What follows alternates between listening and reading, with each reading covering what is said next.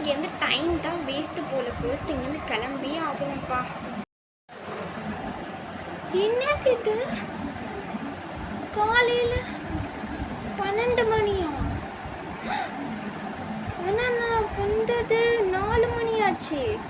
இந்த கிளாக்ல என்ன 12 மணின்னு காட்டுது? ஒரு வேளை, ஐயோ ரொம்ப பயமாக இருக்கே. ஒருவேளை இதெல்லாம் நம்ம பிரம்மையாக இருக்குமோ?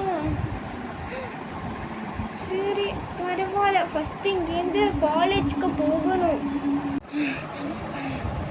அப்பா காலேஜுக்கு வந்தாச்சு.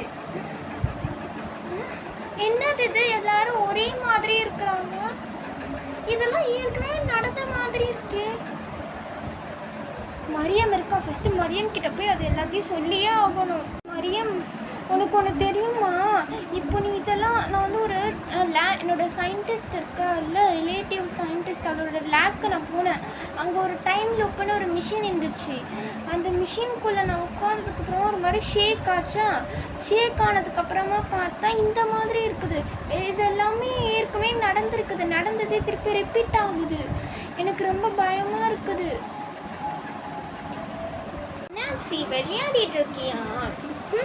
போய் வேறு வேலை இருந்தால் பாரு. ஓ இல்லை கேர்ள், நான் விளையாடலை, நிஜமாக தான் சொல்கிறேன். ப்ளீஸ் என்னை நம்பு.